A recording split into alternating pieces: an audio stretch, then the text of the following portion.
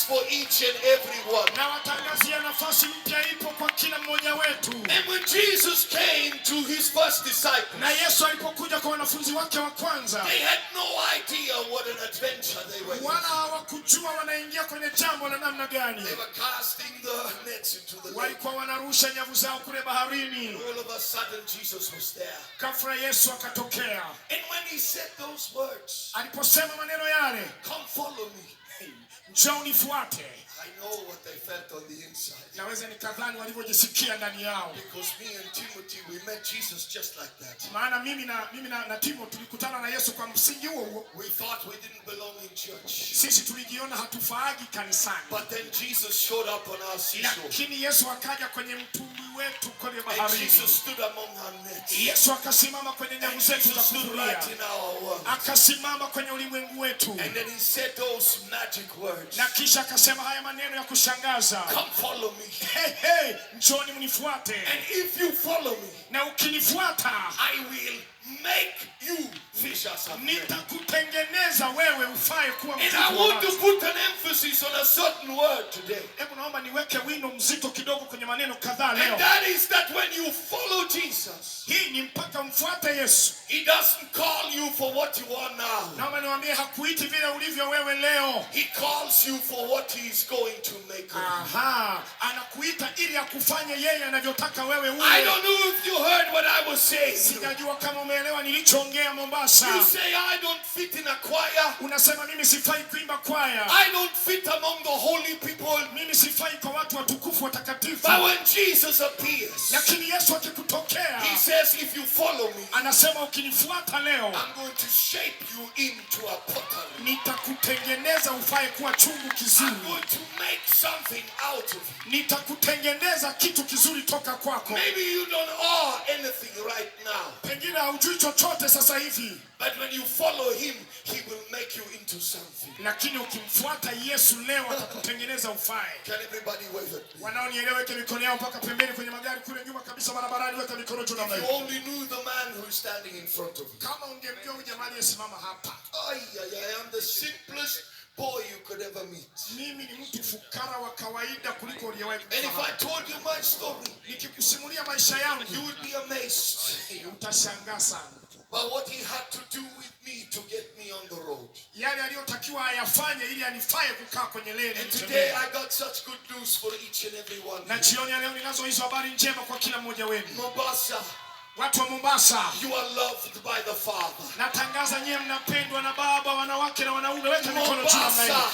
Mombasa, you are in good hands tonight. Mko ndani ya mikono salama jioni ya leo.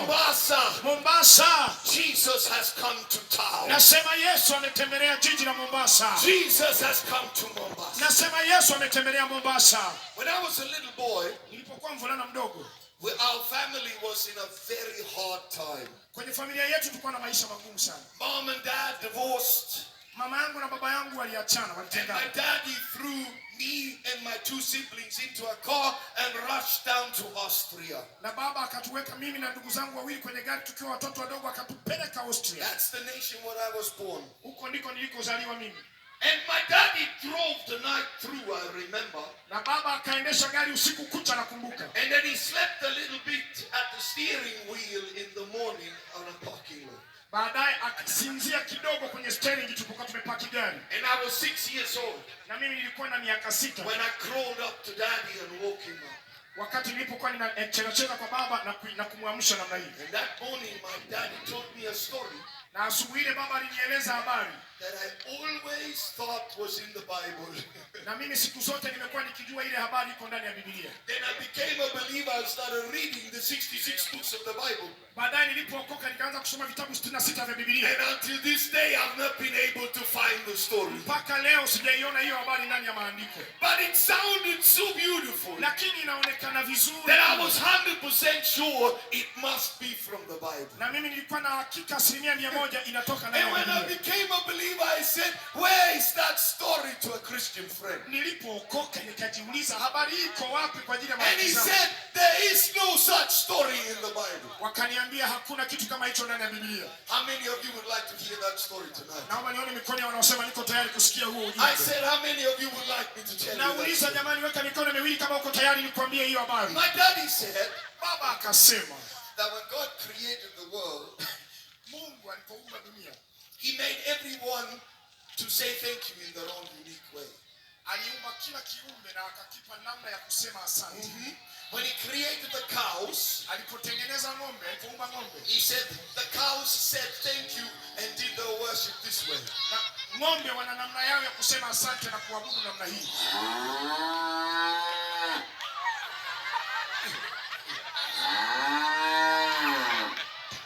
This is how a cow worships. Hivi ndivyo ng'ombe anavyoabudu na kusifu. Can you hear the cow say asante Mungu? Wangapi wanasikia ng'ombe anaposema asante Mungu? How many of you can hear the cow say asante Mungu? Jamani, wangapi mnamsikia ng'ombe akisema asante Mungu? It's a beautiful song.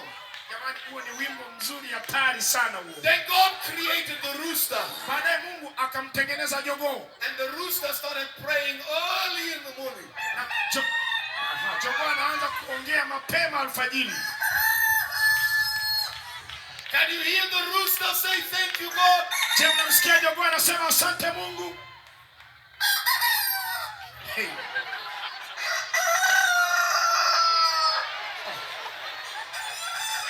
What a worship.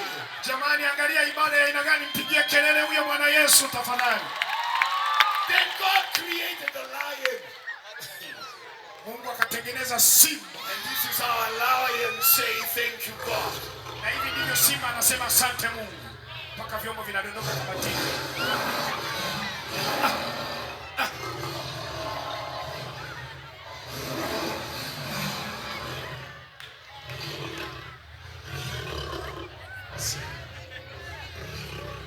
Could you hear him worship the Lord? Umemsikia simba na anamwabudu Bwana How Yesu? many of you could hear him say thank you God? Wangapi mmesikia sauti ya simba ikiabudu? How many of you want to hear the rest of the story? Na wangapi ungependa msikie habari nyingine kidogo? My daddy said Baba akaniambia everyone was singing. kila kiumbe kilikuwa kina The namna. humans have beautiful voices. Wanadamu wana sauti nzuri za And they were kuimba thanking God with beautiful songs. na wanamshukuru Mungu kwa sauti nzuri, But then there was one part of creation that couldn't say thank you. lakini palikuwa na kipande kimoja cha uumbaji hakiwezi They kusema had asante. no voice. Hicho kiumbe hakina sauti. And it was the trees. Hicho kiumbe ni miti. They just stood there. Yenyewe imesimama tu kama msitini. No voice, they were mute. Hakuna sauti jamani, wako bubu. They couldn't say thank you. Hiyo miti haiwezi kusema asante. I started crying. I was 6 years old. Nikaanza kuililia miti nikiwa na miaka 6. Daddy, it's not fair to the trees. Nikamwambia mbona hii sio sawa? Everyone else has such a beautiful voice. Kila kiumbe kina sauti nzuri. Why didn't you give the trees a voice? We Mungu, mbona hujawapa miti sauti sasa? And I cried for the trees like a Greenpeace activist. Nikaanza kuililia miti kama vile mtetezi wa haki za miti. Okay, you who understand. Nafikiri yeye mnanielewa vizuri sana. All right. Ndio, But then, baadaye my daddy said, what is a guitar made of? baba akaniuliza swali, gitaa inatengenezwa na nini? I said, wood, Daddy. Nikamwambia miti baba. And where does that come from, son? Na hiyo inatoka wapi? The trees, Daddy. Inatoka kwenye miti. Yeah. And he said, what is a violin made of? Akaniuliza na zeze inatengenezwa na nini? I said, Daddy, it's from the trees. Nikamwambia inatoka kwenye mbao. He said, what is a drumstick made of? Akaniambia je, na ngoma na vijiti vyake vinatoka What is wapi? a flute made of? Na filimbi inatoka wapi? And he went on and he went on. Akaendelea na kuendelea. And I clapped my hands.